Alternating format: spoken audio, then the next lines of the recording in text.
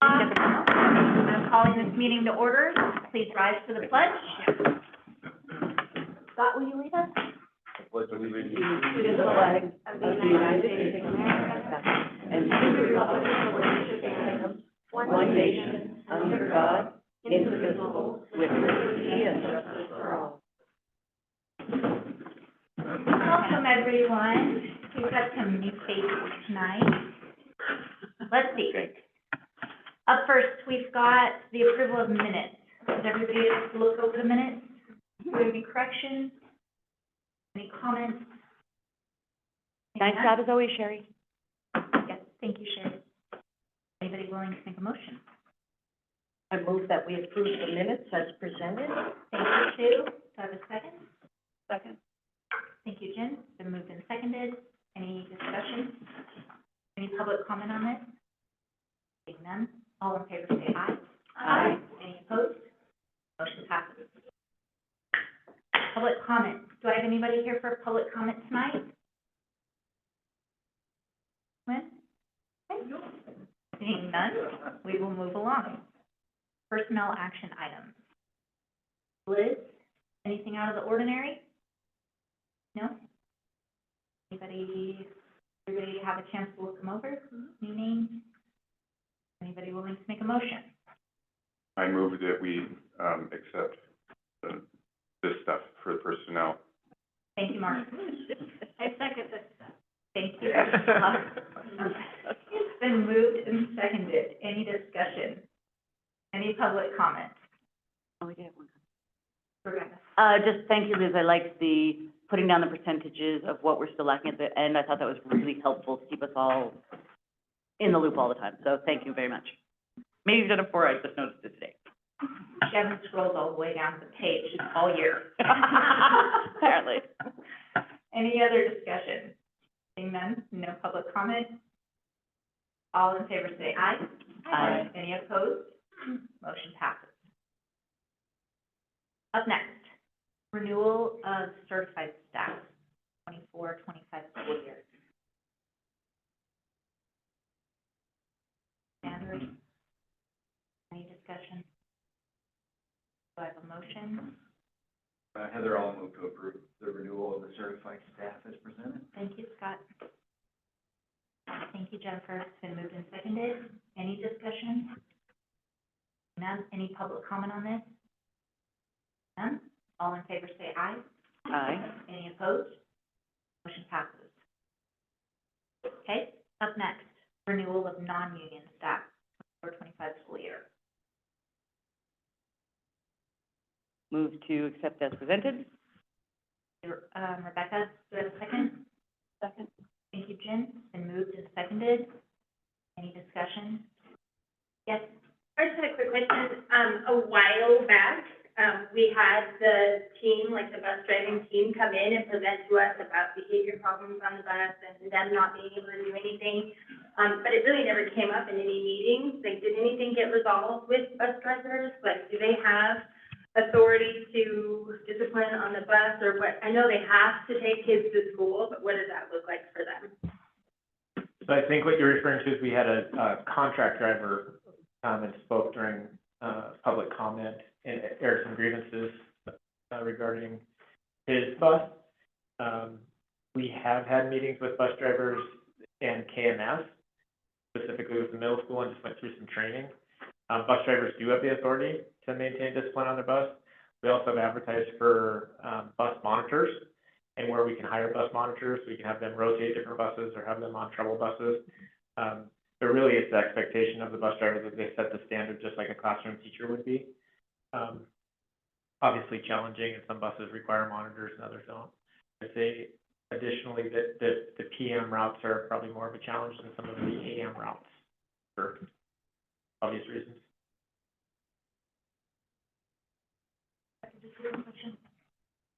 Actually, I had an add-on to Jennifer's. So we had talked when we had lovely presentations in the KEEP program with teachers, of training teachers and mentoring program, that we wanted to extend it to other types of staff, including bus drivers and paras and other. Has there been any movement on that, or not quite yet? very exciting conversation and question that I'd love to answer. I have been meeting with custodial and classified firmed up a tentative outline last week, for what this mentor program will look like for next year. And then custodial, the new facilities coordinator and I actually met this morning, and we have a meeting with the union head tomorrow to go over kind of the draft plan as well. They're gonna sort of mirror keep, but on a 1-year basis, and then, we'll see how the year goes, but hopefully 3 meetings to come together and support our new staff members. Excellent job, Liz. Formal presentation to follow. Oh, sorry. And I did also want to say, excellent job on figuring out the central kitchen. That also must have been quite a bear, and thanks all around. Any other discussion? Seeing none? Any public comment on this? Seeing none? Been moved and seconded. All in favor say aye. Aye. Any opposed? Motion passes. Okay, up next. Bus driver retention incentive. Liz, were you talking about this one? Chris? Feel nervous, just kidding. So, I'm not sure if you guys are all aware or not, we did not up until, well, we still do not have a bus driver matrix in place. So currently, somebody who's been with us for 10 years is paid the same as somebody who started last week. And, I think every other department in the district operates on a salary matrix. So as you work here longer, you move a step and your pay increases. So a few months back, I don't remember exactly which meeting it was, we approved a matrix for bus drivers. And then, the placement this year will be, based on their years of service with us, as well as some experience they can carry in. And then this was just to, offer additional compensation for some of those drivers who have been with us for multiple years, and not necessarily back pay, but just kind of a one-time stipend to acknowledge them for their years of service. So if this is their first year with us, they wouldn't see any incentive. If they've been here 2 to 3 years, it'll be a $1,500 stipend, and then I guess 5 and on, it would be a $3,000 amount. This is all paid out of the transportation fund, which is permissibly levied, so there's no, we have the ability to generate that revenue, and the total cost is $18,000. So, questions?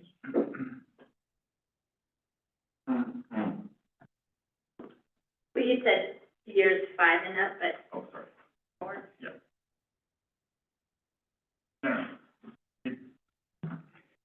Right. There we go. So years 3 to 5, sorry, I misspoke. And then 5 plus. So 3 and 4. 3 is, well, you have one that says years of 3 at 1,500, and then one at the top that says 4, 3,000, and then you have 6 and 7, 5, 5. Those are all 3. So I was just curious about the one at the top, the 4. The 4, oh. Angela? So years 3 to 5 would be the 1,500? Well, but then, Oh, I see what you're saying. yeah. Do you have one? No, so she's saying that Adams, Angela is, 4 years. Okay. yeah, that's right.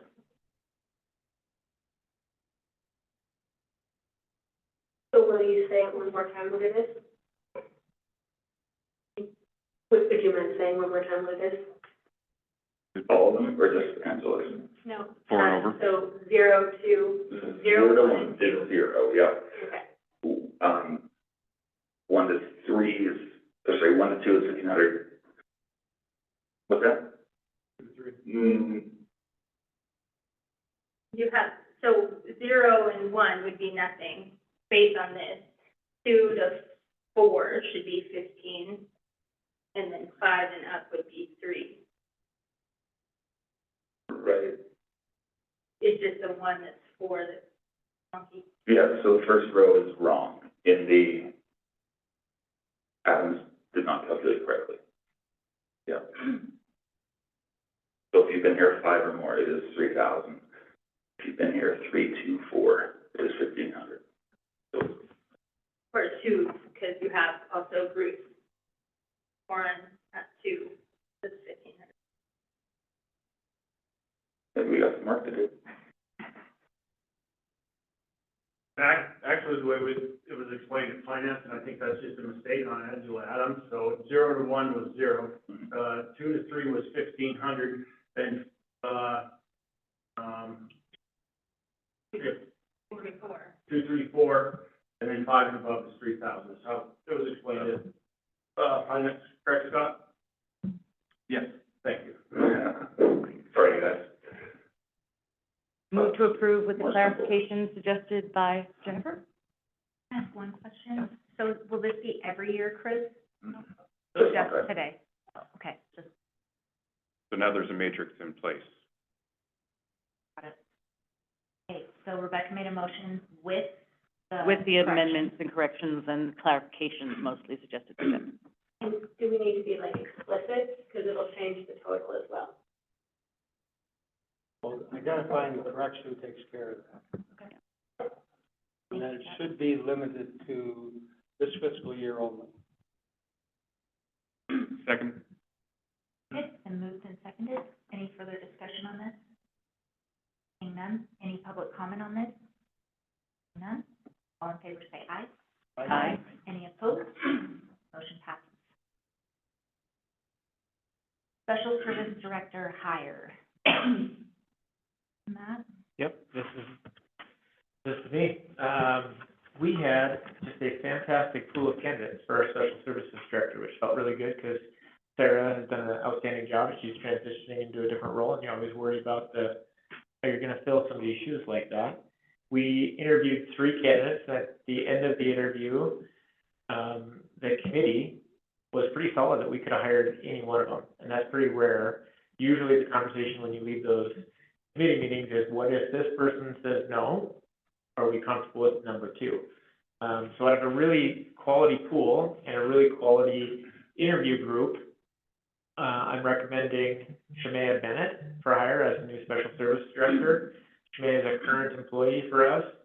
This is gonna be a big move for Shemaya, currently a classroom teacher, so she's skipping a level of leadership here.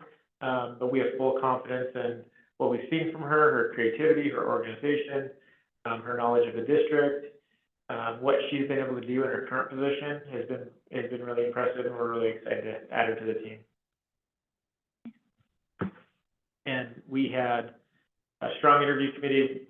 Sue Corrigan was the board representative on that committee. And I move to approve the hire of Shemaya Bennett as the Special Services Director. Thank you, Sue. Have a second? Second.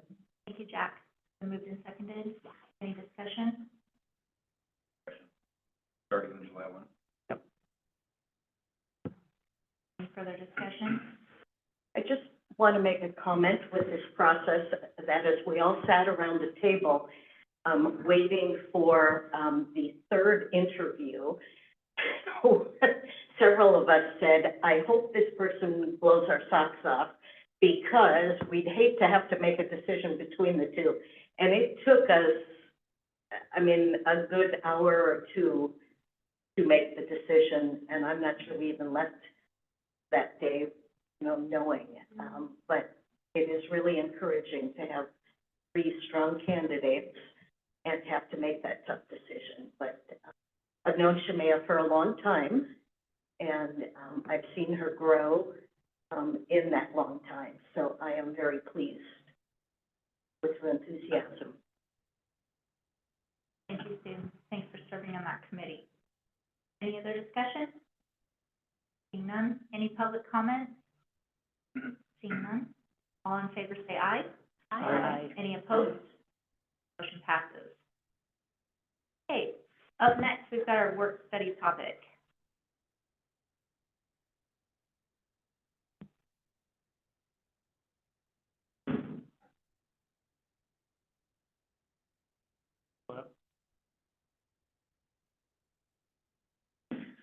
Okay, the intent of this these next slides in this conversation is really to bring a couple things together. We've been working on the budget, working on some clarity, going through some things. You're gonna see some repeat slides. We've also been on this parallel track where we've been talking through negotiations. We thought, when we put this on the agenda several months ago for this being a work study topic, I think a lot of us thought that we'd be done with the negotiations. We're still in that process. The intent of this is not to influence the board either way. We're in the middle of the negotiations process, and after tonight, there'll be 2 spots open on that negotiation committee if this looks fun to you or interesting. But to give you an update, the trustees you all have an interesting position when it comes to negotiations and then the overall fiscal responsibility of the district. And we're at a spot now, as we step into June, where we're going to be ratifying contracts or bringing recommendations to ratify contracts. And then you'll quickly be in a position in August where you're going to be approving a budget.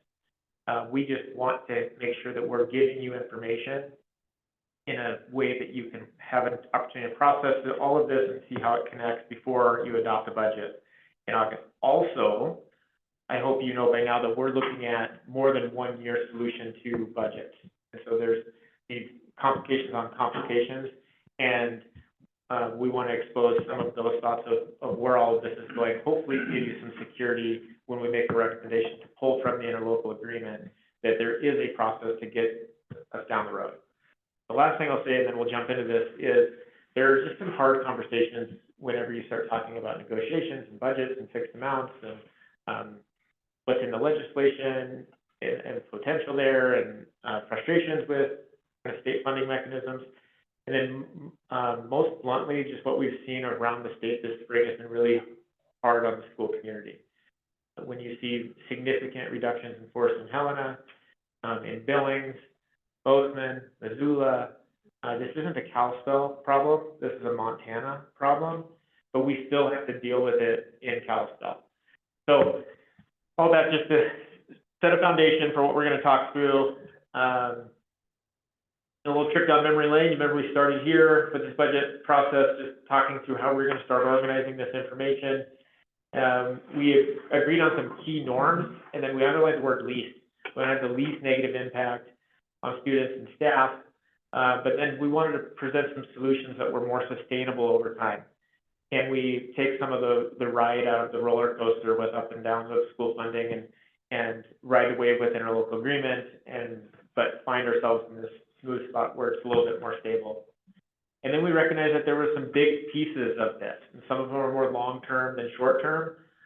At the time when we were putting this together, there was this immediate need of levy. We had to put some information together and get some levies out there, decide what we were running, how we were running it.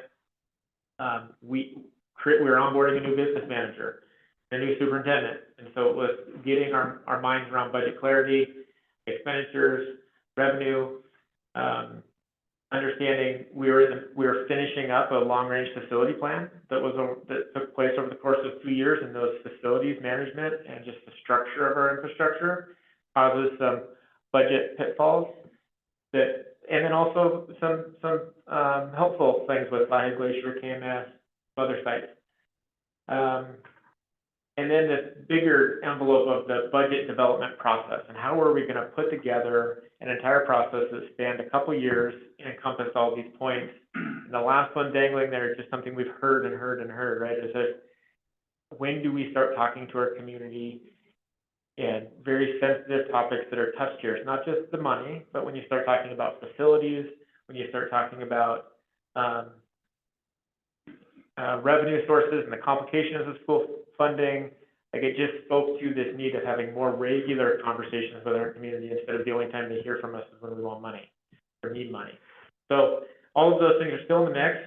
This is where we are. So the highlight down here in the corner is we're on track. We've been working this process for a while. We're still in the budget development section. We're in negotiations now. But it's just a good reminder that we knew it was going to take this amount of time. One of the things we did to ground ourselves right away is we just looked at what are the other AA districts, how are they spending their money, and what's a benchmark for us? Not that we were chasing anybody, but just, what can we use as a comparable, because we're all under the same A and B student calculation formula.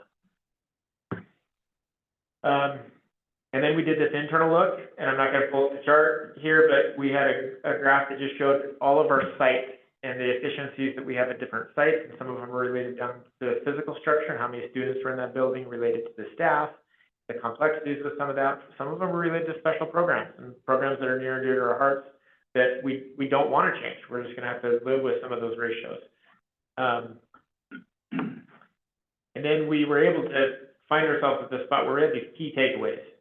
And I think this was a good moment for all of us just to say, what are the big rocks that make up the major solutions and or problems, however you look at it, or the challenges, and what can we tackle first? Not that they were good, but it at least gave some clarity to that process.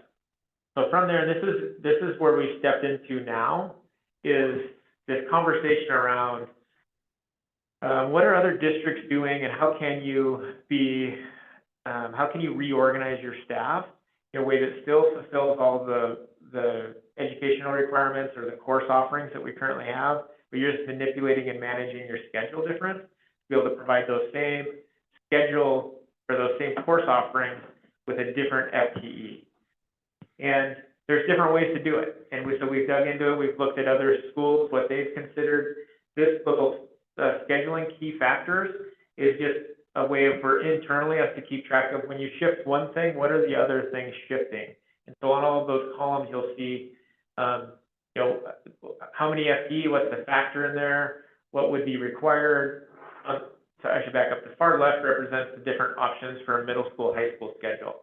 So 5 of 7, teaching 6 of 7, teaching 5 of 6, or this modified block or a block schedule where you teach 5 or 6 out of 8 periods in a block schedule. And then you start following the columns to the right, and it talks about the FTE factor based on accreditation standards. So how many would be required, what that would mean to current staffing, if you would have to add staff, or if there could be a reduction of staff, and then kind of this key of prep and duty time that's built into those schedules and how much that would be, and then student opportunities, if it keeps student opportunities the same, if there's a decrease, and then we've been just targeting this 84% of accreditation if for no other reason, just we like that number and what it represented about 22, 23 in a class.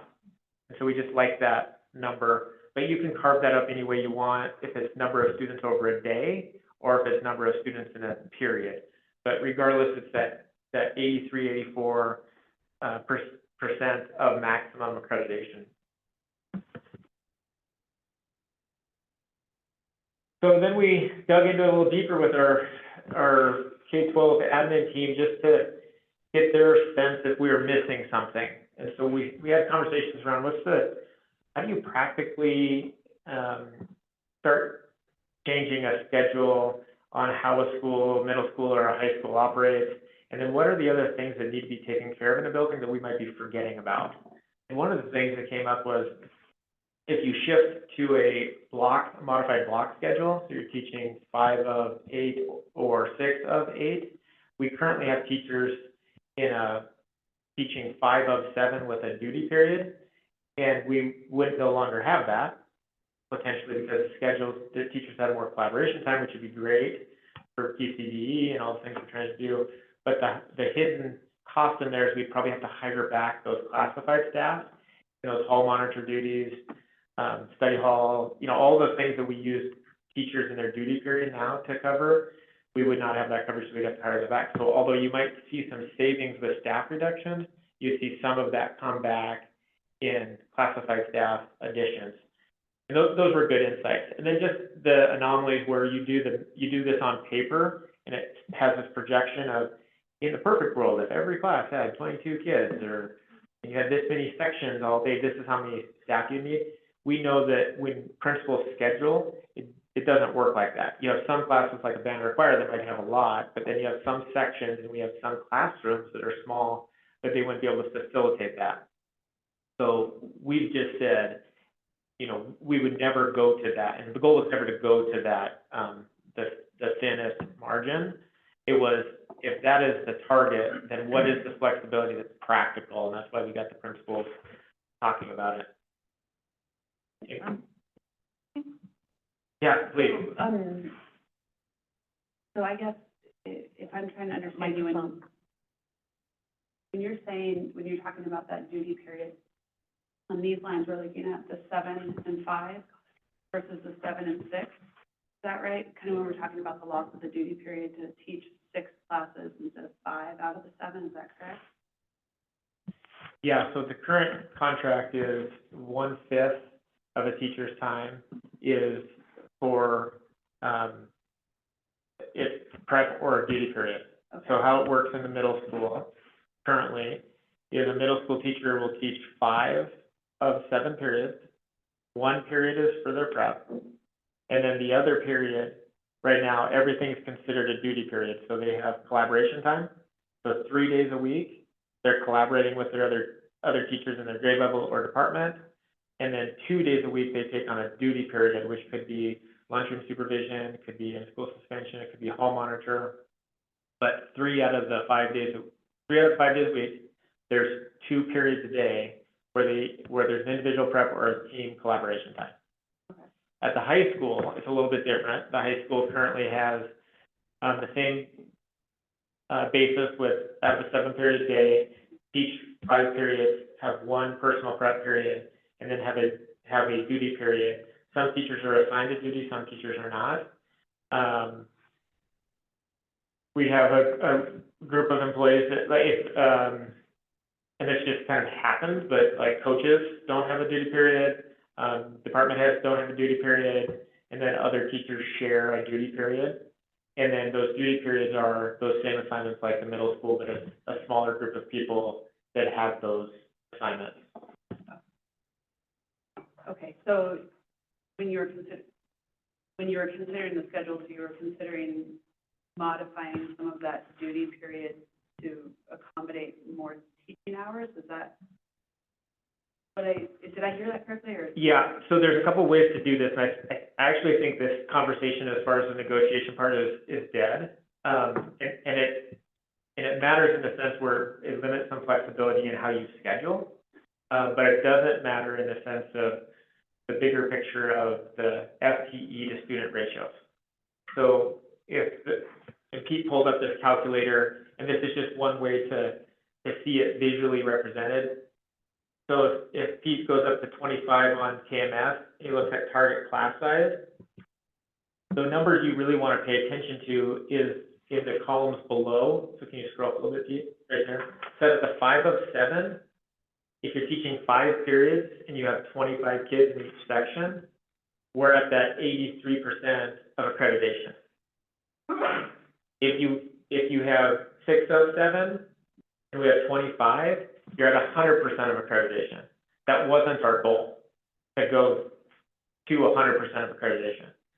So if that duty period was no longer there and we were replacing it with an instructional period, then we could do like a 6 of 7, but there's lots of different options. You could do block schedules and different things. The point is you could have more sections in smaller class sizes, or you can have less sections in larger class sizes. The bigger picture is the 150 students a day, either divided by 5 or divided by 6, is what really generates the FTE to student ratios. So we can, you can just kind of see it play out. Pete, why don't you type in 30? So 30 would be the max. Go all of them. And I've just said 30 is like a bookend, right? You won't hear me propose this. So if the 30 is a bookend, you can see at 5 of 7, that's 100% of accreditation. You can't have more than that in a classroom. But the other ones don't work, right? 6 of 7 doesn't work because you're over accreditation with the 6 periods. And then the block schedule of 6 of 8, scroll up a little bit, that wouldn't work either because you're over accreditation. On the other end, the other bookend is, Pete, why don't you go hit like, for the middle school, hit 23. And try 22 for the middle school, sorry. Versus 21.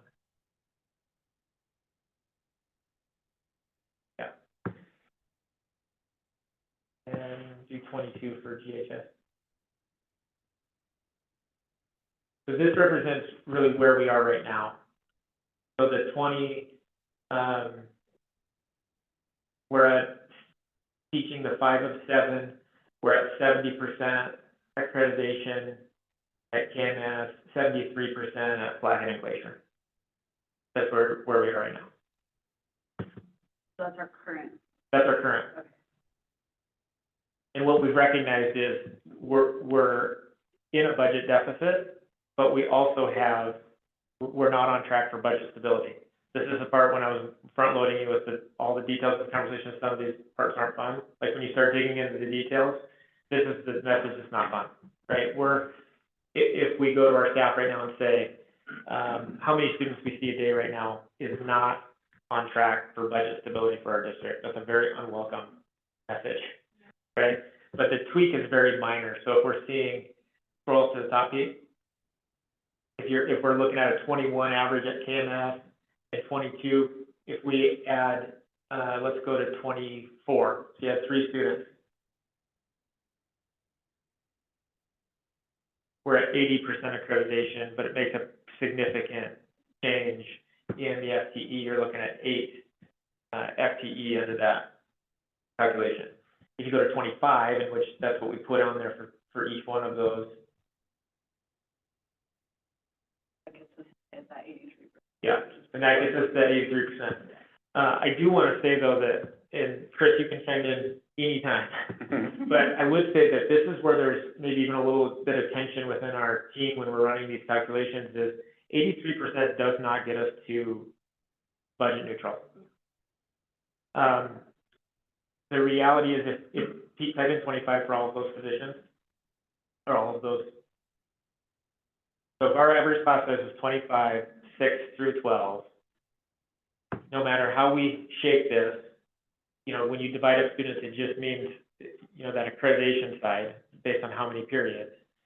The 5 of 7 is actually probably the most, because you're not hiring the classified staff, it might be the best financial move and keep the accreditation numbers lower. But that's just to get us to a spot where we're at a more stable, but it doesn't get us out of the budget hole that we're in. And so we have to look at other things that we do as a district, other things we're spending money on as a district to complement, to get us to a stable budget.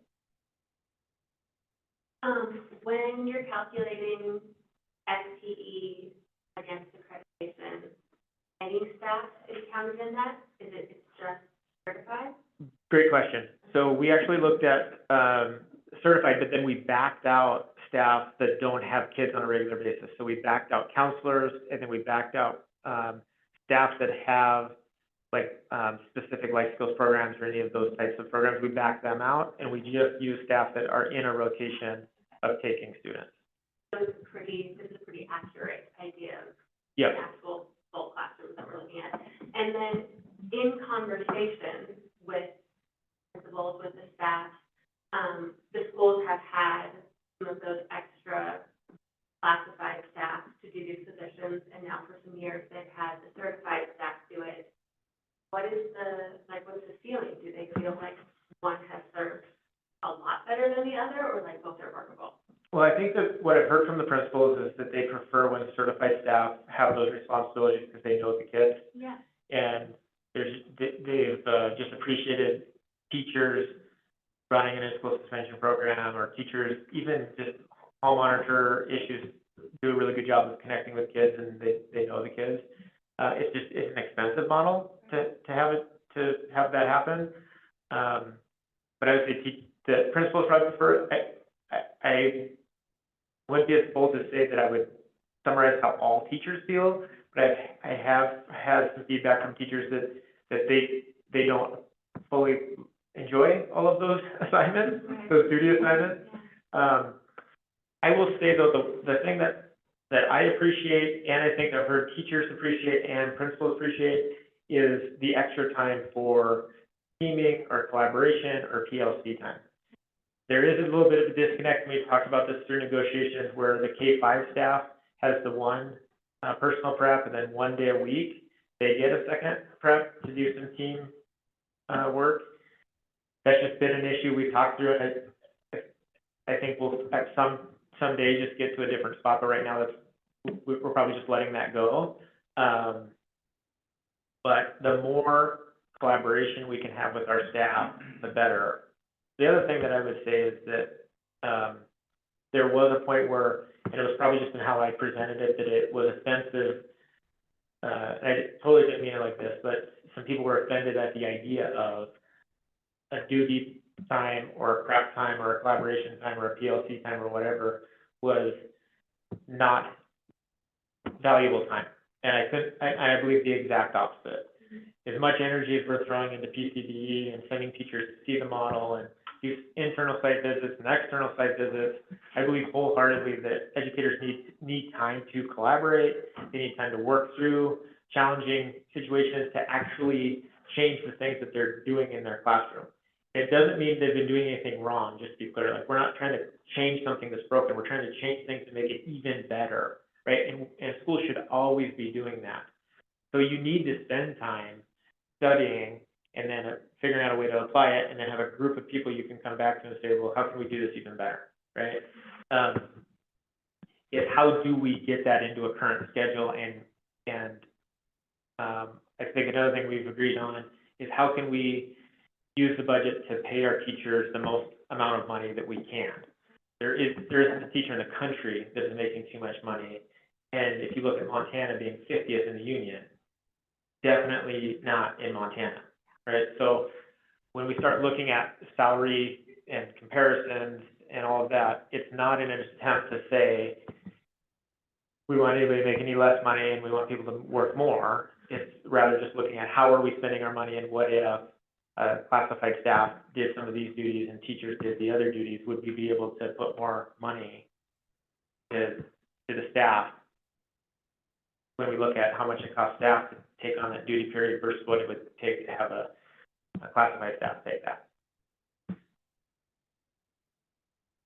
Good questions. I appreciate the back and forth. And just one thing that I would just want to highlight is with that 5 to 7 schedule and those target class sizes of 25, just so you guys know, at least from my vantage point right now, for the middle school, that would probably get us there. For the high school, that's the best case scenario. So we may need to push those numbers harder, but those will all be variables like enrollments and what happens with the legislative session funding. But at this point in time, that would be a best case scenario from my vantage point. So, not so subtle of a, like, shot across the bow, right? Like, when we're running these budget projections and we're looking into how do we get to stable budget, it means we're probably gonna see the things that Helena, Bozeman, Billings, and Missoula have all gone through. It's a big piece of the puzzle. It's not all of the pieces, but like Chris said, even making those changes, that doesn't get us there at the high school. So we just wanted to bring to light some of the other things that we've been talking about as we get more clarity on the budget development process. Our last offer with the KEA was the equivalent to about $700,000, split pretty equally on both sides, 350, 350. It represented a 6% increase at the bottom of the salary matrix and a 2% increase at the top. And then there's some other little things in there. And I wouldn't say little is insignificant, but they are impactful for the people that it applies to, but overall, in the bigger picture of the budget, not as impactful. We also have the maintenance salary increases. And then I asked, when we go back up to that graph where I showed you the big bars, one of the areas we've noticed that we haven't been investing in is maintenance and facilities. And so we need probably twice that amount on an annual basis, but just to take a bite out of our facilities, and we actually are losing money because we're contracting more of those things out.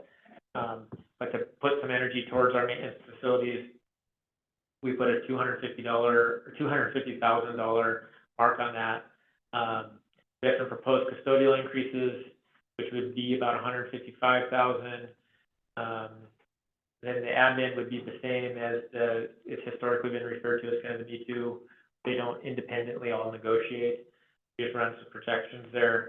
Comp time, you just kind of go through the list and see, you know, the main reason I wanted you to see that is not maybe to nitpick the details or the specifics of the numbers, just to know that we're being thoughtful of not only all of the negotiated pieces, but then all of the other things that are happening in the district.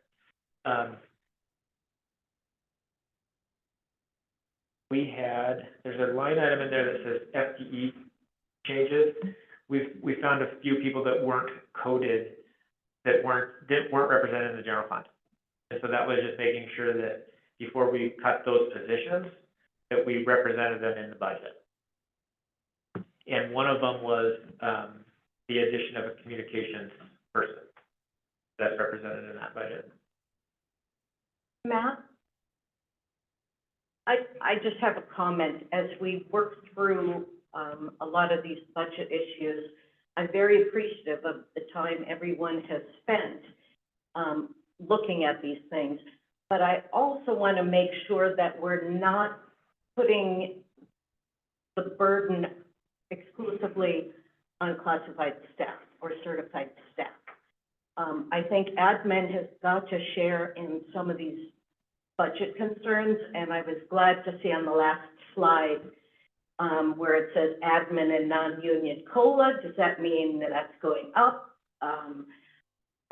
I feel like everybody has to share in this. I'll give up my pay increase this year. But I do think that's important for us. I mean, we keep asking our teachers to do more and more, you know, possibly taking away some duty periods for department heads, and whatnot. I just think it's very important that we spread the burden. Yes, I would say that, well, first off, the COLA just represents whatever the inflationary increase would be, and then the second half of that would be either the option of going to the administrators now and asking them to bargain, or waiting until the union agreement was ratified.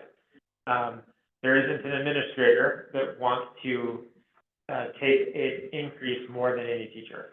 And so I think that would be the only reluctancy I heard from the administrators right now is we don't want to negotiate because we don't want to end up with something that might be higher.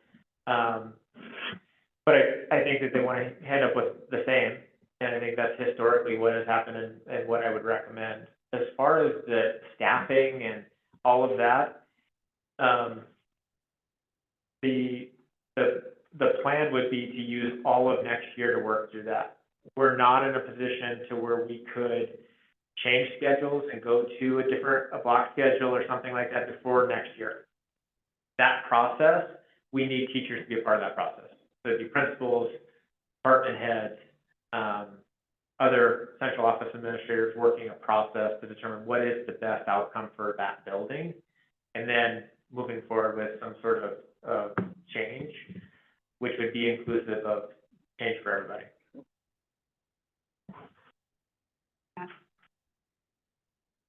So I just did some back of the napkin math. We know I'm not good at math, but this looks like we have about 1.833 million of key expenses impacting the general fund budget in addition to a 1 million carryover.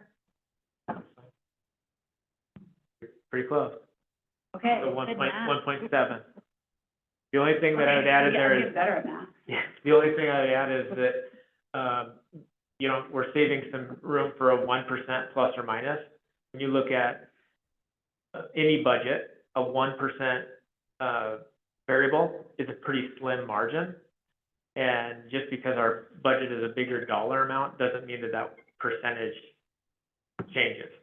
So that percentage is about 250,000, 1% of both budgets, so about $500,000 district-wide. That's the only thing noted on the below.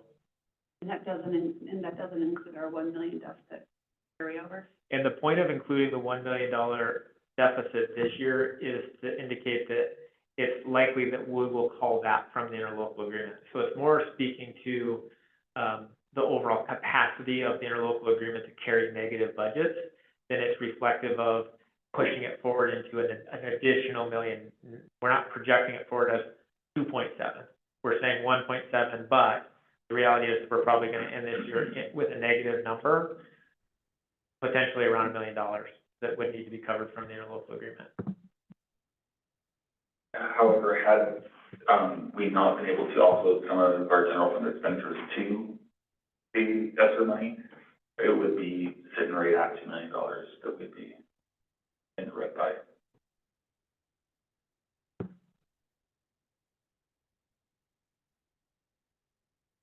So this is an old slide, and we just talked about what ifs, right? This was when we were running levies, and it was, what if the levy passes? What if the levy doesn't? We need to have a plan, both ways, or at least know what that represents.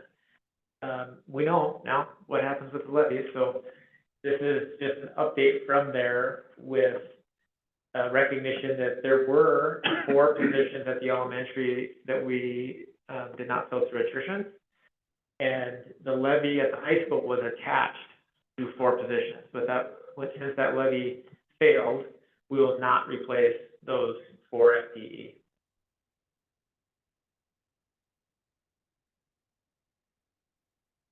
There's a few other budgets that are outside of the general fund that we're also keeping track of, and just knowing that they're part of the bigger picture and they're part of the longer term solutions. But we have the safety and security audit that we had done, and it's sitting there, and everything on there costs money. We have put about 250 from the building reserve fund to start working on that list, and that would be the plan for next year, is to have some money from the building reserves. There's a balance in the building reserves that we could pull more out of in the short term than the long term, but eventually we would need to get to within a couple of years to where we're not spending more than we're able to capture in the building reserves to make that stable. That's also the account for deferred maintenance. So anytime you tap into it for anything, you're diminishing the scope of work you can do. My recommendation would be that we would use that to address the most urgent of the safety and security audit findings. Same thing with the facilities maintenance funding associated with long-range facility planning. When we have things that come up and we recognize that there's some efficiency. So, for example, we know that we have some control issues at KMS. I'm not saying this is going to be the top issue, but it could be. When you have heating control issues, you're spending money, higher amounts on utilities than if you replace it. Plus, we're currently have somebody that has to physically be on site to help manage that. All of that, and it still doesn't work very well. And it's really frustrating to the staff because it's hot in some places and cold in other places, and the building was built over a couple generations. And so you have really good R value in some areas and not so much in other areas. But addressing that issue could be an issue that pays longer dividends because we're paying less in utilities, paying less in man hours. Our staff are more comfortable, but it would be an upfront expenditure that we would target. And then we didn't include grants. And the reason we didn't include grants is because they're just not reoccurring. And so when we have a lot of different grants going on, but those funds and those staff that are attached to those grants is not part of our long-range planning. But we want to recognize that those things exist, and we'll continue to go after grants. And then the other one is technology. And we spent a good portion of our day kind of digging into technology in a nutshell. When we went through COVID and the ESSER fund, what happened was we had this ability to take some of our technology expenses and put them in ESSER funding. Totally appropriate, and that was just a way to organize that. We also had this increase in use of technology and these purchases, and then it creates these computer rotations and this way of doing business that was more expensive than the way of doing business before. So now that we're on the post side of the funding and everything else, we need to figure out what is normal and where should these things be paid for and how can we level that off.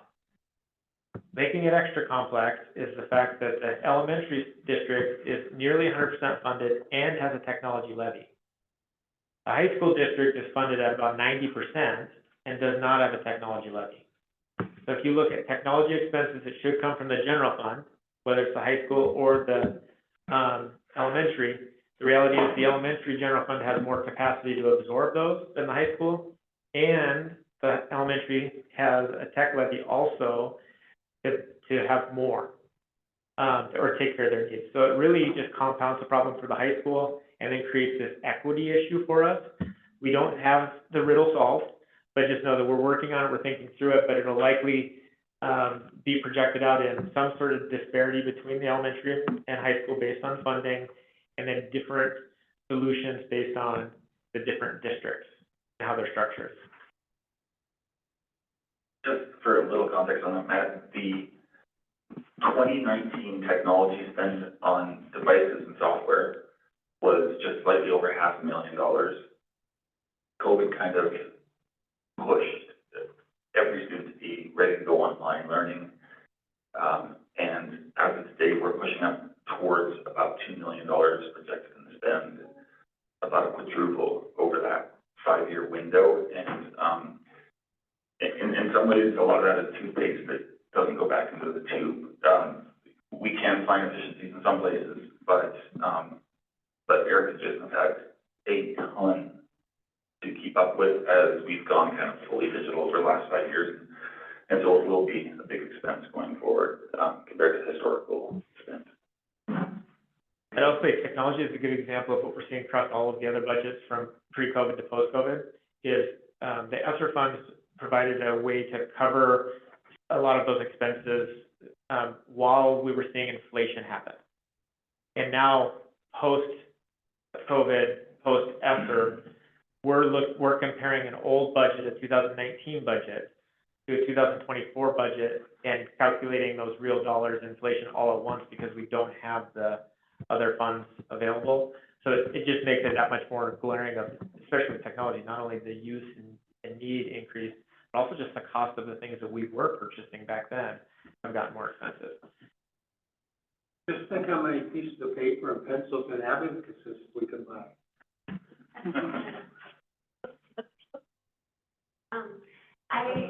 I didn't see this slide this time. When you were talking about students, how many students we could fit in, I know you were saying with the high school districts, because of the budget lack, like getting the numbers up to the 25 won't necessarily do it. But if we talk just about elementary, where we're fully funded, if it got up to the numbers that we were looking at, which was, how many was it per class was kind of the sweet spot? 25. So if it was 25 students, how many more how many students would we need to come into the district before classes that we have would be at that size? That's a good question. I don't have the number off the top of my head. We could probably manipulate it backwards. Well, do you remember, because you also, there was a slide at one point that was kind of estimating how many years that might take if it was increasing as it's been increased. If you don't have it, we can. Give me 1 second. Okay. Actually, I think it's gonna be around 250K eight. Oh, First, I just took the 25 by that 10 of reduction, so that we're to keep that neutral. so 250 Yeah, so just roughly, I mean, I think there's probably more nuances in there than that, but, And about how many do we typically, have we had in like the last 5 years? well, the elementary's been flat. It's been flat. And so, you know, that's one of the things we're watching, but it is part of the rationale that I gave to call back some of those ESSER funds. We have not lived through seeing some of the more density, the housing density developed and moved into yet in the Kalispell Elementary District, where the Flathead Valley is seeing most of the growth is in the rural areas, and we have seen actual student enrollment growth in those schools that have matured into the high school. So our high school numbers are up, but our elementary has been pretty flat. We are dealing with more mobility than we've had in the past. I don't know the exact percentages, but we've fished around a little bit, and I was surprised at how high the mobility is. Just meeting a lot of families are coming and going. I just say that as indicative of an expensive place to live. But, yeah. Yeah, on those projections, that, the firm that we hired, Amy, gave us, at 60% of their growth rate, it would be 5 years, where we'd see like the change of almost 0 K through 5, and then, probably still a reduction of 3 at the, middle school. Yeah, it's a great, growth rate of 2.4% annually, which is really high, but could be, yeah. We didn't want to present just doom and gloom. There's some other things we're looking at that could possibly generate some revenue. We have not put a number in there for charter schools. We applied for the charter school applications in high school, and those will generate revenue in the sense that FTE that are reassigned, the charter school have different funding. It could be a small number though, and so we're not getting real excited about it because we just haven't seen it play out. We just got our school IDs the other day, and we're just setting up those budgets. And then insurance, we continue to work on insurance and find different solutions to insurance. I'm going to present some slides on that, and you see it's a pretty significant part of our overall picture of what we're paying for. We hope to find just some areas where we can either take advantage of state funding with insurance or find a different mechanism for doing insurance. Title funds, we're likely going to see an increase in title funds, all of our title funds. There's just a different mechanism now for what's triggering who qualifies and doesn't qualify. And so I think we're going to see that. We don't know how much that's going to be, but we're hopeful that it's some. And then there's some hopeful talk with the legislature. And I don't know anybody that's holding their breath over the emails that they're seeing, but I think that the collective struggles that we've seen across the state have really pushed some people to think about the school funding formula and equity behind it, and we're up for the 10-year renewal of just looking at the base funding. And part of the energy that I think is happening right now is because that 10-year look back at the base would probably easier be solved if there was just a rollout of a different funding formula that then pushed that review another 10 years down the road. But it's about 10% is what we're seeing. And if that came to fruition, that's not next year's solutions, right? But it would be the year after that changes it. And also does speak to the fact that it's widely spoken that we don't take drastic turns right now. We see how that conversation matures and what happens from all of that.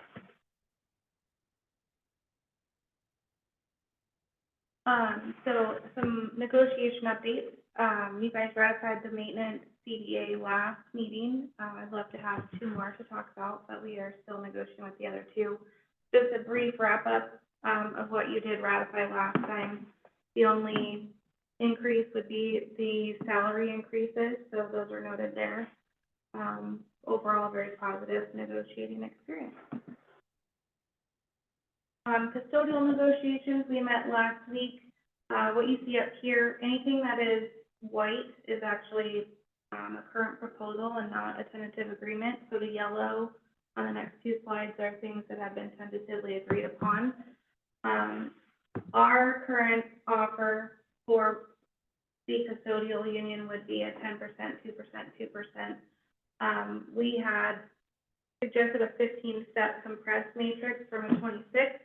We would like to see staff get more significant increases on fewer steps and reach the bottom of their matrix sooner, which would include a 25-cent an hour increase once you're off that schedule. Currently, our custodial union also, the lowest paid in the custodial union works a night shift. So out in not school world, night shift is usually given some sort of differential. That's something that we proposed this year. And those are all going back and forth right now. The counter proposal is back to the 26-step matrix with a bit higher percentage. So that's where we're at currently. What we've agreed upon is mileage tracking for staff that have school assignments that are split between buildings. So an example of that is we have one custodial person at Flathead who splits their time Bidlow Center. So they would use a mileage tracker and be reimbursed for those miles driven in their own vehicle.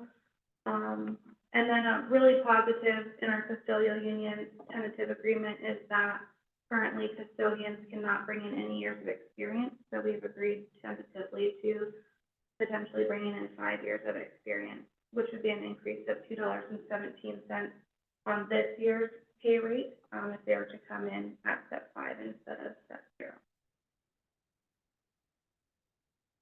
Oh, and our next meeting is next Monday. What is off schedule? So once you are, like, if you were here for 17 years on a 15-year matrix, you would be off schedule. So once you kind of bottom out on the matrix, that would be your step, per se. Is that how all of them are? So with certified, they have a career or a off-schedule stipend index. So anyone who's below that, actually has their own step in our accounting software. On certified, I think Matt did a really nice job of already kind of going over most of this slide. These are not all of the things that we've discussed or tentatively agreed on or stricken from negotiations this year with certified. Currently, the KEA has brought a proposal of 12% at the base, so we're trying to increase what we pay our newest teachers at a higher rate than the 3.2% they proposed for their highest paid teachers, which is the bottom right of the corner or the top of the matrix. Sarah has shared how backwards how we talk about that is. The top of our matrix is at the bottom, but and then for nurses, 14.25 and 7%. We've had a counter proposal of 6% at the base and 2% at the top. Also, sort of we've agreed to the fact that our lowest paid teachers need a super increase with where we're at. What these proposals will also do is remove the steps 1 and 2 that we don't currently use. So that would become our new potential, and have it be less confusing for people looking online for a job. As Matt went over, and some good discussion, Jen, was the prep and duty period. So current language is if we are at a 5 of 7, one period would be for a duty 6 through 12, 7.5 in the CBA if you wanted to go over all of that language. We haven't come to an agreement on that. But one that's really positive is a tentative agreement on an MOA for continuing comp time. As we know, we are also in a sub shortage. So we're on an agreement, we would, instead of daily rates, for comp time or hourly rates, that was what that breaks down to, we would just do a standard rate of pay. So it's easier to budget. And that's just a 1 year. So if we end up in a 3-year or 2-year agreement, this MOA is only for the 1 year. And we have lots of work to do with getting more subs. One that Chris had actually brought to consideration would be to raise sub pay to mirror the base pay for classified rates. So when classified got an increase, so would our sub pay, rather than have it be separate. Another thing that's a tentative agreement is instead of bringing in 7 years of experience, acknowledging if there's more than that, we could bring in 10. That would be the difference depending on masters or any of the additional education. It was $4,000 to $6,500 per new hire on top of what we're currently paying. But it would be a nice nod for some veteran teachers to join our district if we have openings. Stipend index has been a tentative agreement to a 2% on this year's current rate, and then we would adjust the rates at which those are based off of whatever the base pay is. But the dollar amount at 2% on what this year's dollar amount is has been tentatively agreed upon. And then just some other things, personally pay out at the end of the year to also help combat the comp time would be at 100% instead of 50% of daily rate of pay, to incentivize those who are not using all their personal leave. And then we do have a self-contained stipend for those that spend their full-time FTE in an alternative setting. And then we're still agreeing on who qualifies for that or not. But our next meeting is actually tomorrow at 5:30 at Glacier. For those of you that are going to join the negotiations team. So I think Matt had sent out an email, seeing which of you would like to join up, and we'll see you there, hopefully. I'll sell it better than Liz just did, so. When we're talking specifically about the high school side and digging into this, I just wanted this slide to be a reminder that the budgets are different, that the elementary side and the high school side are different, and what it's gonna take to get to stable on the elementary side is probably more tied to the connection between the FTE and the students. On the high school side, it doesn't get us all the way there because of this. We are still, at the end of the day, we're not as well-funded as any other district in Montana. We're just close to that 90%. We're just gonna need to continue to put energy and effort into identifying what we can do with 90%, or what we can do with more than that as we become more fully funded at the high school district. And honestly, I don't think I'll give criticism to myself, and I don't know if we've done a good job we have not done a good job of communicating that with the community. But this is what it looks like at 90, this is what it looks like at 95, this is what it looks like at 100% funding. And becoming clearer to us through this budget development process, what that looks like at each one of those phases. All right, the next part of this, I just want you to hear me, and I want to be careful on how some of this lands. It's not presented in a way that says, like, any sort of pressure on this conversation. What this is intended to do is just give you guys a frame of reference of your commitments already. And so when we talk about what percentage of our finance is going to staff, and we look at how we're paying staff, it's important to know what you've already committed to. So when we look at ratifying agreements, and then you look at adopting a budget, you know what's sustainable going forward and how that's going to work. So we just looked at some comparisons between insurance. Insurance is, I learned the hard way that there's a long history of insurance issues in Kalispell Public Schools between the board and the union. And some of it's pretty unpleasant history, apparently. I innocently stepped into that. Jack did a good job of telling a story and clarifying some of it. But the reality is, inside of the collective bargaining agreement is an agreed upon 70-30 split. This is the district contribution, and this is the employee contribution. And then what our insurance costs are drive what we're putting into on the insurance side of the salaries and benefits for each employee. It's not meant to be a thorn and bring up bad memories. It's just meant to say, when we look at the bigger picture of what does that employee cost. So if we're using attrition, or if we're using a risk, and we're not filling a position, these are numbers you can say would be the equivalent of a budget reduction. If we have a hire, this is what it costs us to hire a person from the district perspective. Sorry. You're good. This is the actual employer cost, not the actual cost of the insurance, right? Yes. Okay, so it looks like Missoula and Billings just provide a flat rate Helena. and Helena Yeah. provide a flat rate to the employee irrespective of whether they have spouse or family. Yeah. Okay, and then it looks like Belgrade and Bozeman, Great Falls, and us provide a different amount based on spouse or family. Yeah. Is that correct? Okay. And I think all of those, Liz, correct me if I'm wrong, are a dollar amount. So it's not based on a percentage. They said this is what we pay as a dollar amount. As a dollar amount, whereas what we do is we pay 70% of the cost because Yes. we're do our self-insurance. Do we have, Not all the benefits are the same in each one of those plans, so you can't do a direct comparison. yeah, no, and it's not trying to, all I'm trying to understand is, making sure it wasn't that they have some crazy inexpensive insurance options out there that we aren't pursuing, and that we're getting gouged and they've got a great deal and we should be figuring out what they're doing, right? That was the main thing I was trying to confirm. Got it. So, but along that line, Jack, the the discussion about, the AAs and the use of legislative funds to pool all the AAs together as self-insured for,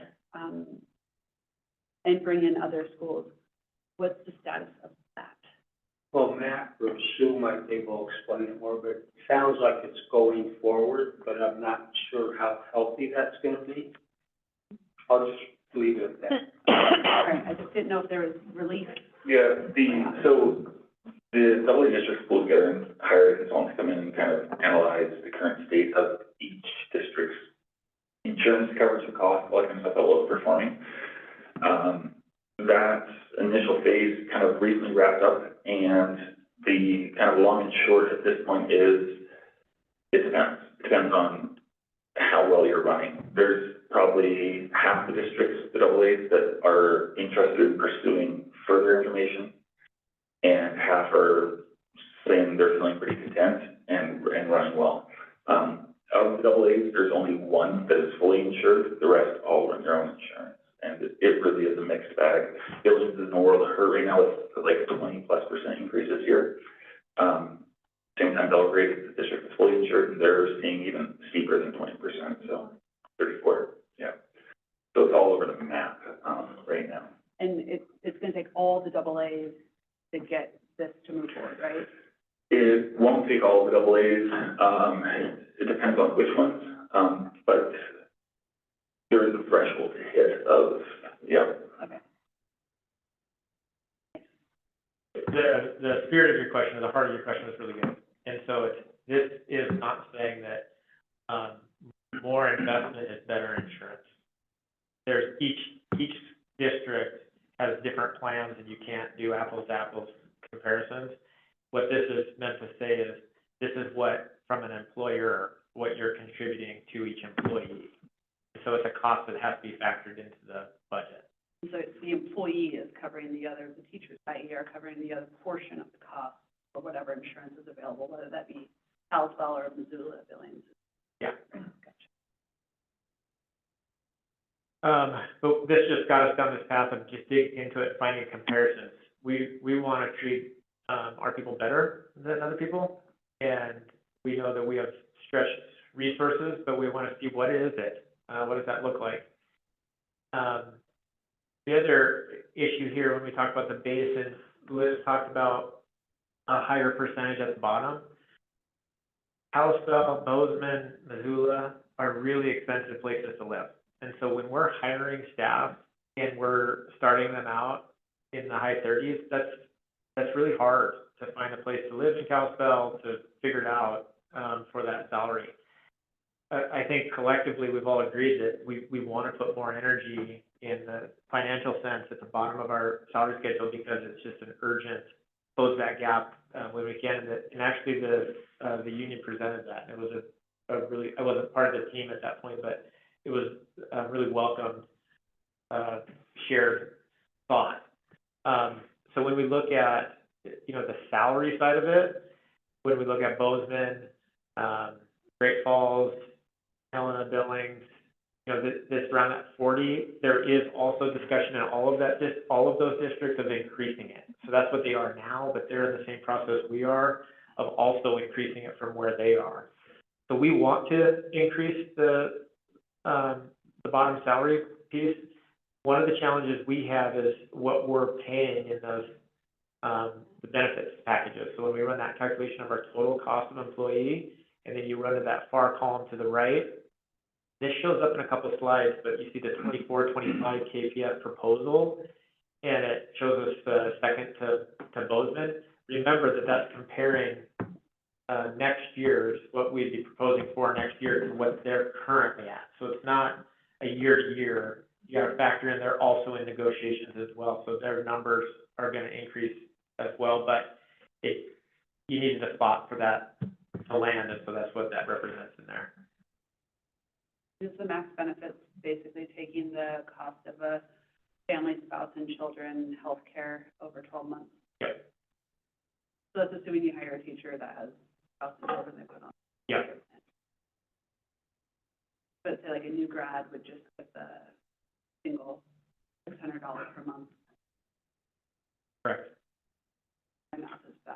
7,000 per year-ish. One of the other things that is happening with negotiations is we've increased where staff can come in with 10 years of experience. And so, I would just say that we're not targeting the brand new teacher. We're targeting the best person we can hire. And so it's usually not that person. Whether or not they have a family or there's just employee and a spouse, those are variables beyond our control. But when we're doing a budget process, just trying to do a comparative, that's what we're doing. When we've projected like a RIF, remember we talked about an attrition is probably twice as efficient in the sense of finances as a RIF.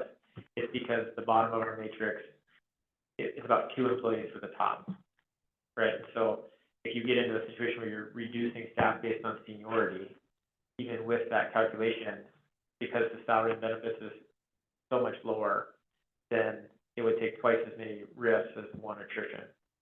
Yeah. I just wanted to add something with the health insurance, that the health insurance committee's been in place, I'm gonna guess 10 years. It's a combination of all the employee groups and trustees. Originally, we were with MUST, and we were not happy with MUST, and then we went self-insured. We had an insurance consultant, and after 2 years, changed and went to the existing one. So 10 years ago, we had like $3 million in cash reserves, and after 2 years, we were down to 0, and we've been, I'll just say, at 0 since. But the biggest issue we started even when we went from 3 to 0 was just a lot of large claims. And that's been our history and pattern, or the large unpredictable claims that happen. And it's not a lot of claims, it's just a few claims. And going forward, we still think self-insured is the better route to go, but it still comes down to what will all the other AA's do, and we're not self-sufficient yet by any means. But it's still, nobody would be thrilled with going back to MUST at all. And the impetus for the new plan is a big thrust from MUST also. So there's some peripheral disturbances there that don't make it real appealing to go in that direction.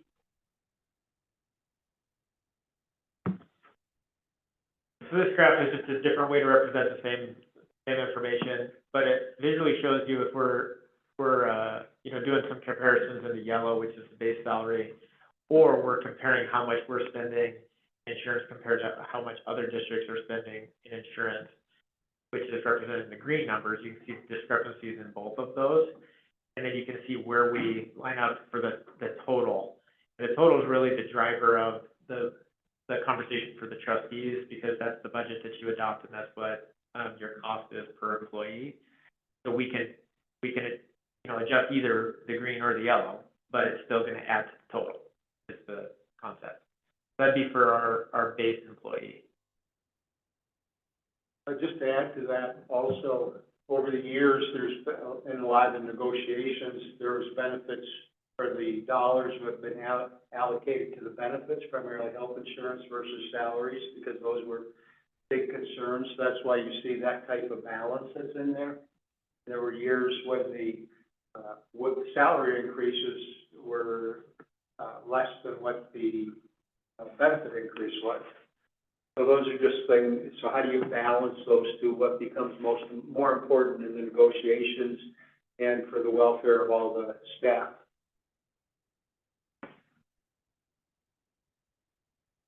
So this next slide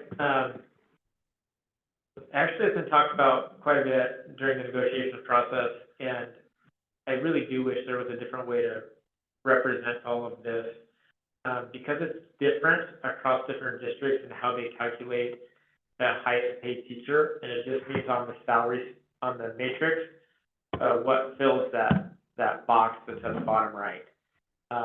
In most districts, that bottom right is representative of all of the things that you'll see in the columns in ours.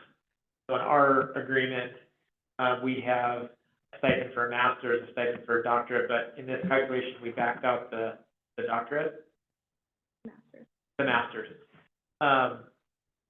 Because we wouldn't pay, they wouldn't be represented in the columns twice in the other ones. So we just tried to keep it, comparable. And then the off schedule and the longevity is what Liz was speaking to earlier, that's similar to,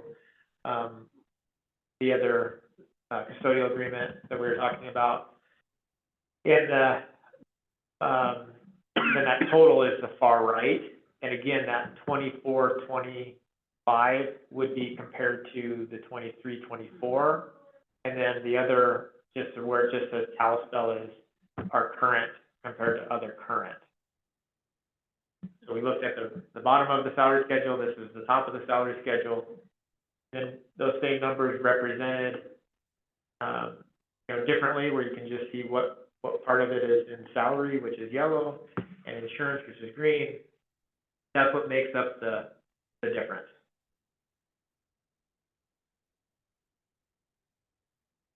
And on the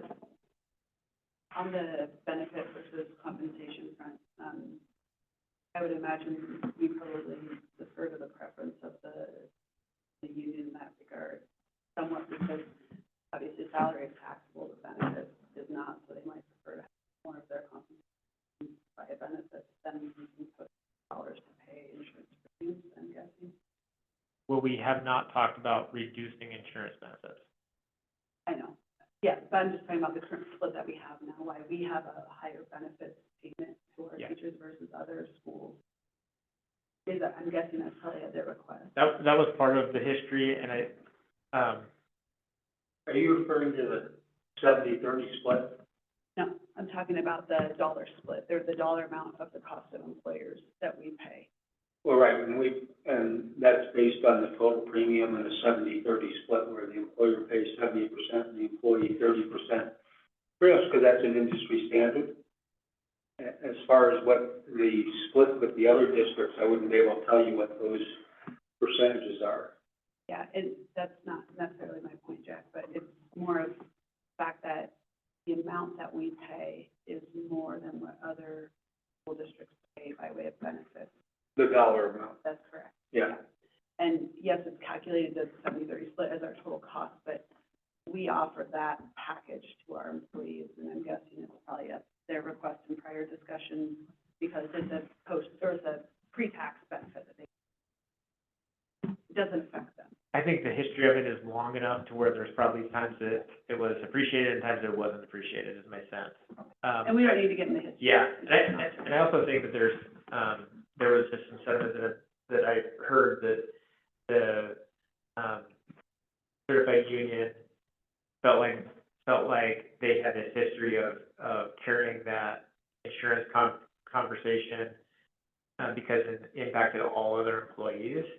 And so because it was kind of good for the district, it cut into maybe what they at times would have advocated for that was more salary. Again, I wasn't part of that history, so I'm just trying to capture the overall sentiment there. But there has not been a discussion about going the other way and reducing it. Sure. Just when we go back to insurance and what you were asking about at first, Jen, was, making sure that our employees are not also paying that much more than other districts. If you look at all four columns, single employee, spouse, parent, child, and then family, and you average what other AAs pay, we actually pay more, our employees pay less than the average in all four columns. That was the question I was going to ask, exactly what Liz said, so our employees do pay less. Also, just to reiterate Jack's point, our insurance has been more here to offer the same thing because we have had some of those really big claims, so our premiums have been higher than the other districts.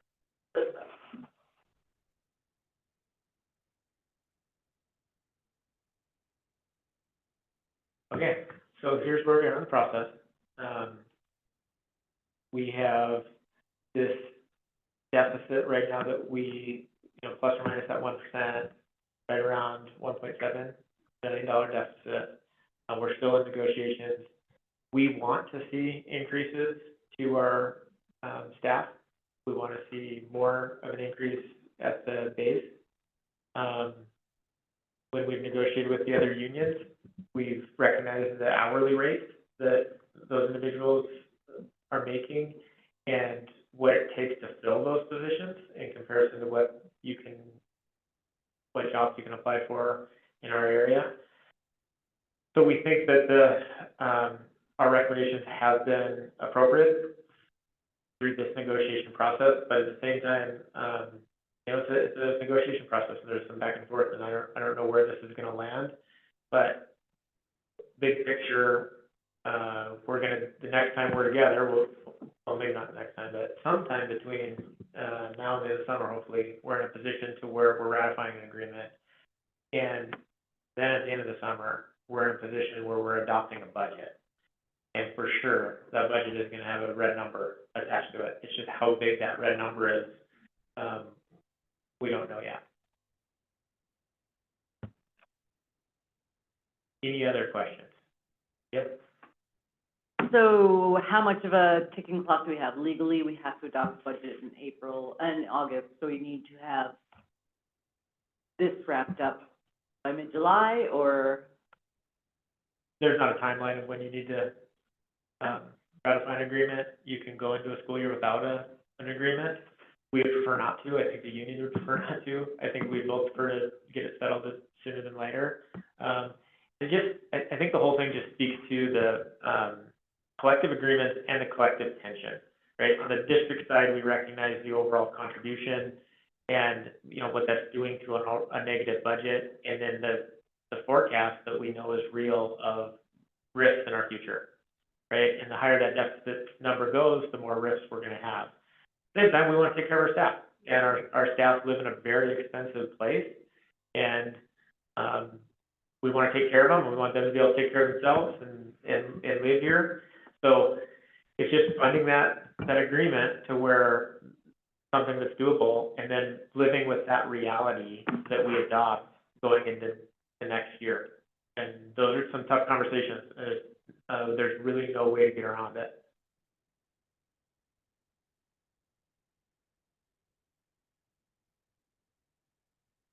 Any other questions? Lots of information. I appreciate the same slides that we have seen. We changed up the color patterns so they look new. Everybody good with that? Those are work study topics for the night. A lot of I'm just kidding. Kind of kidding. Okay, thank you, Matt. Thank you, Chris. Moving on. Traffic education fee increase. Another positive. Pete?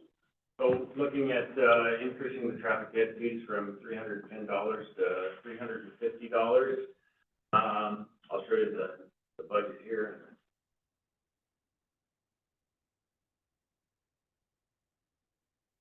So just going through, and obviously Jerry Bochi and Dennis Latimer oversee the, traffic ed budget, and there's a couple of factors that are driving this right now. We have $1,098 in revenue, that we're anticipating. However, it doesn't take into cost of vehicle repairs, increased costs in other areas. And then another big thing that really drives, traffic education is our state reimbursement. State reimbursement is, provided to us through, all of the new licenses that are purchased. And then that money is distributed throughout the state to all the traffic ed programs. And so you can see in, but you can see in 2022, you can see that down there. Our reimbursement was $113,000, and so that put us in pretty good shape. But then if you take a look, normally it's around $77,000. So we have, really a fluctuating rate, and right now, we're operating in the negative. So there's a couple things within that. So the recommendation was to increase the fees to $350. It would also help offset some of the credit card costs, with the fees. But the other thing that I want you to note transparency, is by the end of the year, we'll probably have $120,000 in reserves. So, you know, I'm a little hesitant to, you know, to try to balance our budget on the backs of our parents. But I also think that we need to be fiscally responsible and, you know, make sure that we're not operating in the black. And there's a couple of reasons why. You know, just proposing this is, one is the fluctuation in the state rate. So, you know, if we're looking at 77,000, you know, that, we know we're gonna be at a negative, but that $1,000 revenue could be as low as, $15,000 a year. So we're sitting pretty good with, you know, $120,000 in our reserves. But we also have a car rotation, and let me pull that up.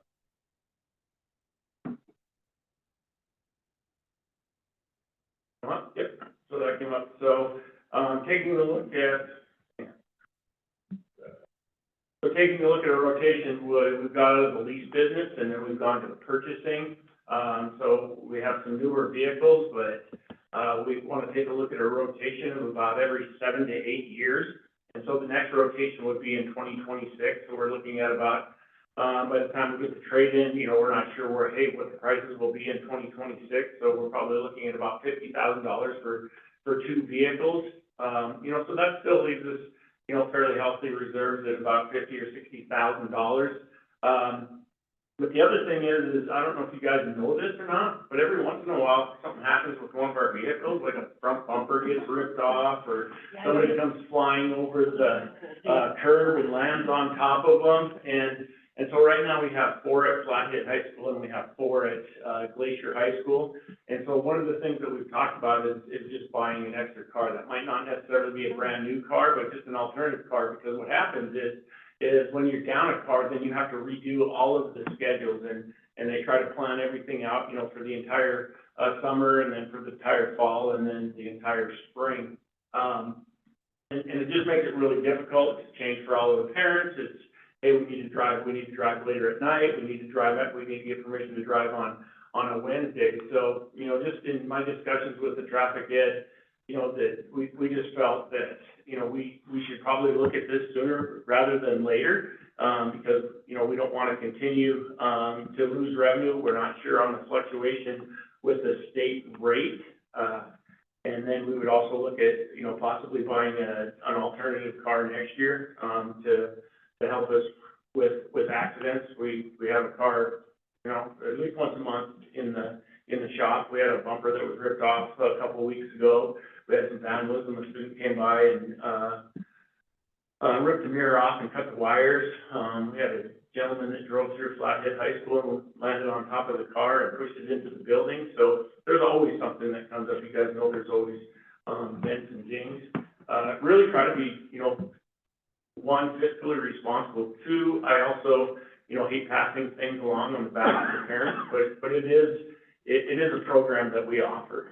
It's a service. It's not something that we're required to, and I don't think that we should be, you know, operating in the negative, and that we should keep somewhere around an $80,000 or $90,000 surplus, you know, in our budget. And the reason that I'm coming with you this now is because we established fees for the entire year starting in June. So, you know, I would like to say, well, maybe we should give it a little bit of time and see, you know, what our state reimbursement is going to be. That state reimbursement comes in August, you know, so we never know, but if we've gone through and looked back, the reason that it was higher in, let me pull that back up.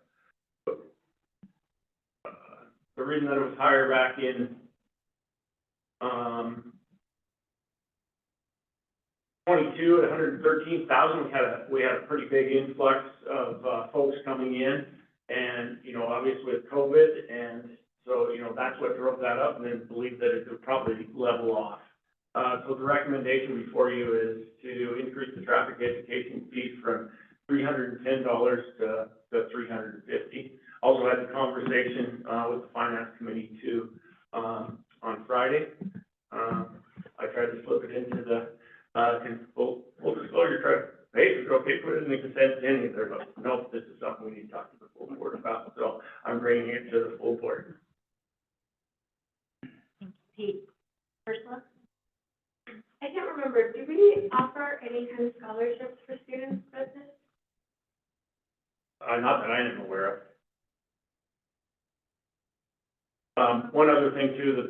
committee brought up, where does this put us at in, comparison, across, with the other double A's. I didn't look at any of the A's or any of the other ones around, but it would put us up towards the top. We wouldn't be the highest, but it would, as far as fees that we charge, it would put us at towards the top, like at number 2 or number 3. Earth last one of my 2 questions, so luckily you don't have that one. But, on that slide at the very bottom of that little tiny paragraph, it said, this is the minimum we would request. Was there originally a higher number suggested, or? Yeah, there was, they were looking at it, but, when talking with Jerry and Dennis, I just felt that, that this was a pretty big leap in $40, would help us out. It would stabilize, hopefully our reserves, and I didn't think we needed to go higher. So I just wanted to do basically the minimum of where he thought that, and it would also, incorporate the credit card fees. So I think if you looked at it, it was about $38 or $36 increase, per student. Any other questions? Sue? I move to approve the traffic education fee increase as presented. Thank you. Do I have a second? Second. Thank you, Jen. It's been moved and seconded. Any further discussion? None? Any public comment on this? None? All in favor say aye. Aye. Any opposed? Motion passes. Up next, elementary consent agenda. Out of district. Look over that list. I'll move. Thank you, Jen. Second? I'll second. Thank you, Jennifer. It's been moved and seconded. Any discussion? None? Any public comment? None? All in favor say aye. Aye. Any opposed? Motion passes. Sorry, I forgot to say elementary only.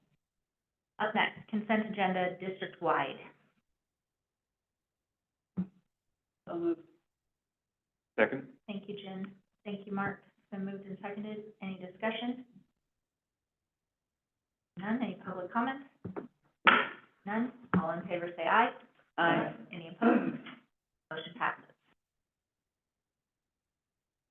Right. Here we go. Meeting of the newly elected trustees.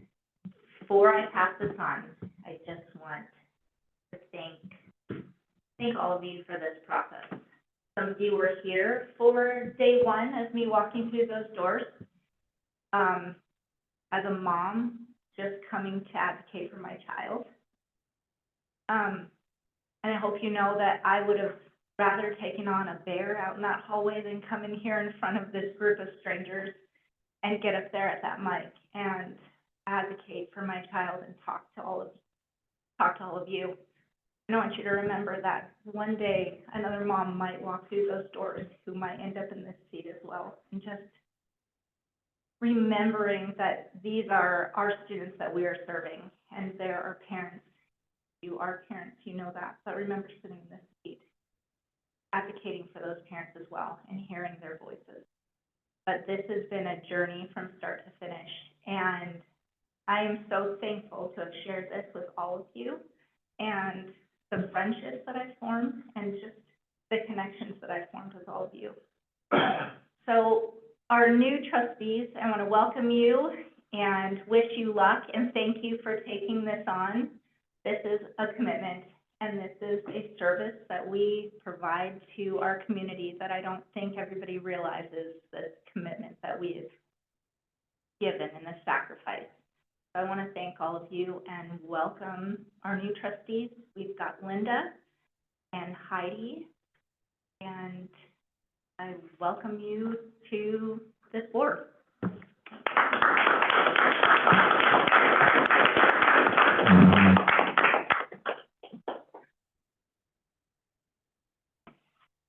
All right, you guys can be seated, join the table. Anywhere? Well, actually, Heather can't leave yet because we don't have a chair. So then I'll just drop what's gonna take. I will leave. That's her last action. That's our last action right there. Last action. Yeah. Yeah. Geez, I did, congratulations. Heidi, you can. Thanks, Heather.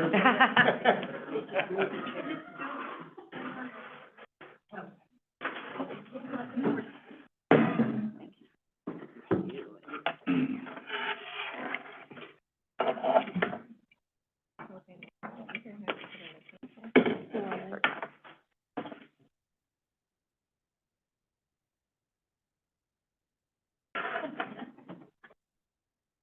want to give that to her?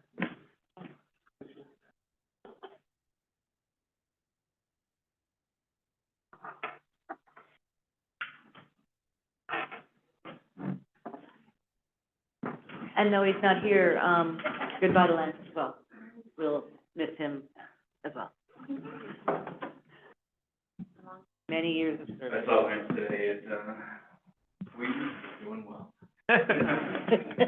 How many years did you do? 9, that's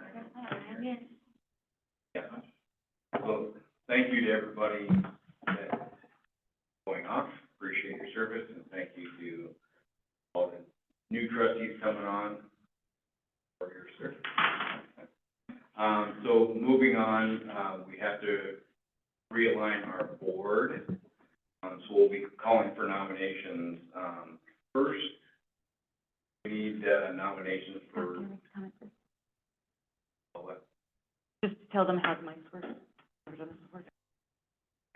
New trustees, I just wanted you to know, it really, really helps people listening online if we use our mics every time we speak.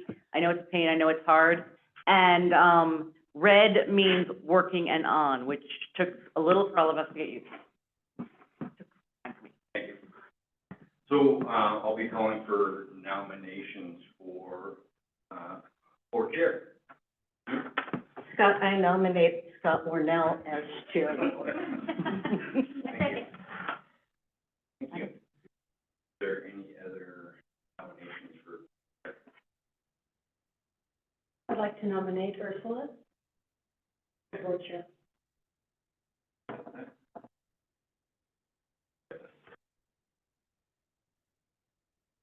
I don't know, you don't need seconds when you're doing the nominations. Are you willing to accept the nomination or so?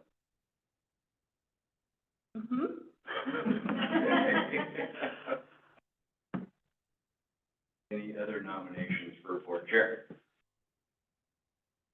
Is this deja vu? Yes, it is. Yes. Nominate So yourself, Jack? we will see no other nominations. I guess all in favor for, do we do it one at a time, Jack? Is that how it goes? So I guess all in favor for me, since I was nominated first, signify by saying aye. Aye. hand raised. Yeah, let's do it hand raised. Okay. Hand raised.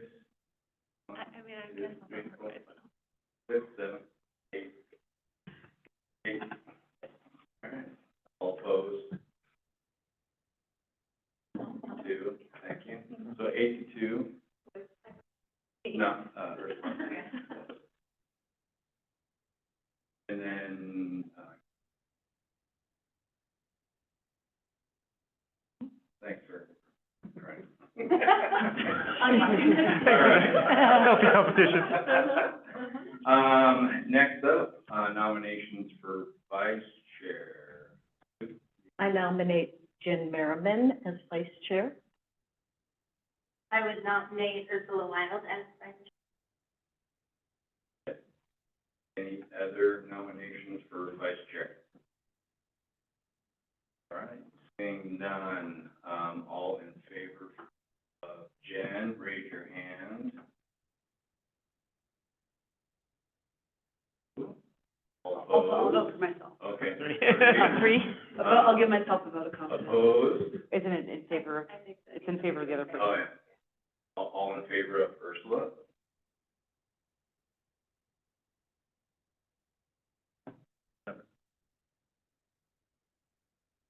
Got Heidi over there. Okay, so, Ursula, the new vice chair. Okay. Perfect. Appointment of, clerk of the board.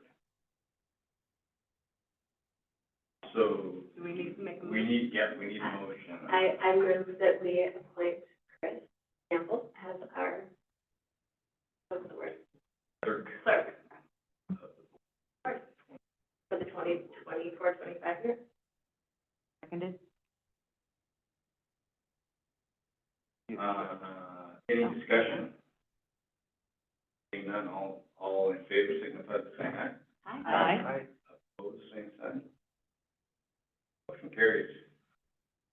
Meeting minutes, we have, pull those up, these are the board, meetings scheduled for next year. So make sure these are on your, calendar, starting in June 25 will be our board retreat. Can we get, circulated to us a list of all the school visits as well, just like this, so we can? Yeah, they do put that schedule out, and we'll make sure it gets out to everybody. Yeah, something like that would be great, so we can put it on our personal. We're actually gonna talk about that at the retreat. We mixed it up a little bit this year and didn't have the principal presentations. And we combined, instead of just doing a facilities tour, we combined it and did some facility stuff, but also just conversation with principals and some of the teachers. So get some feedback from the board about, what you liked and what you didn't like about the process, how we did it this year, and then determine if we want to do it the same going forward next year. And then I have a question with meetings, having new board members. Scott, I don't know if you have at all thought about how you would like to propose committee appointments. But we should probably put that in the year of the new board members. Yeah, thank you, Ursula, I appreciate that.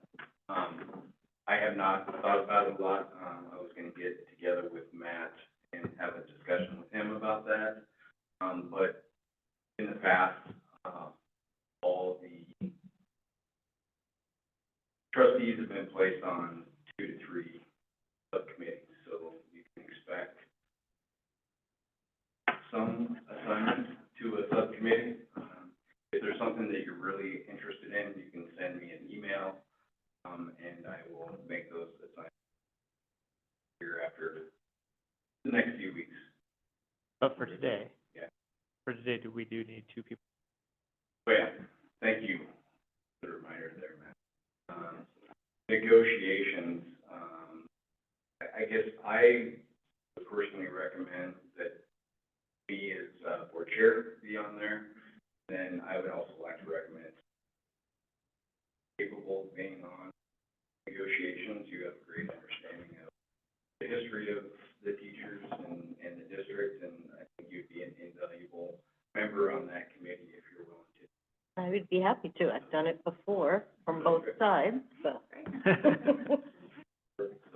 Just like Frank. No one else. Anybody else? Is there anyone else that's really interested in doing negotiations? I've said before, I'd like to do it 1 year as a I'd like to sit in and learn, and so that I would feel that I'd be useful going forward in it, but I don't feel ready to be the main board representative yet, but. Would it be appropriate to have somebody else sit in? Well, you can always join as an audience member if you wanted to. Also, the board or the negotiations team they can't caucus in private. And so if there's any discussion or any caucusing happening at those negotiation meetings, they happen in public. There's really no benefit to being like an intern, so to speak, because you would have the same access just as an audience member. Matt, I think that's a good reminder for all our discussions, that for the sake of transparency, our discussions need to take place in an open meeting. Thank you, Sue. Just Matt had brought up things in governance. One of the things that was listed as a possible discussion for board retreats was organization of committees. So I don't know if you want to assign committees before we have that retreat, or if we want to have it. I just happened to look at the governance notes today and saw that it was on there, so I don't know how that works. I'll be having some discussions with Matt and really getting lined out on timelines for what we need to do. So, thank you. And then, next are our upcoming subcommittee. Do we? Vote on? Isn't it informational? Oh, yeah. It's an action. It was an action item, thank you, Sherry. Do we have a motion? I move that we approve the schedule of board meetings for next year. I'll second. Thank you, Sue. Any further discussion about the board meeting schedule? Seeing none, all in favor, signify by saying aye. Aye. Opposed, same sign. Carries unanimously. Next is a list of our upcoming, take note of those, we have a couple that are canceled. I'll do those. Policy and special services have been canceled. And technology, right? They can't. You got some on it?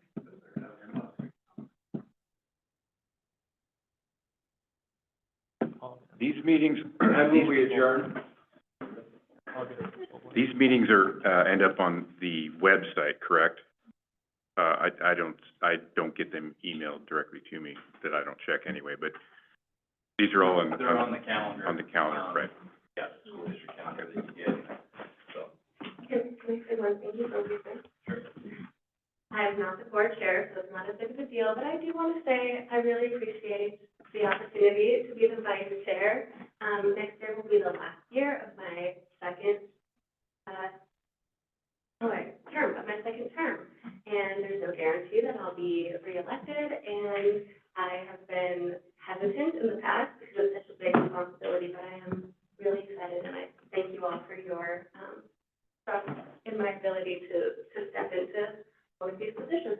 So thank you all so much.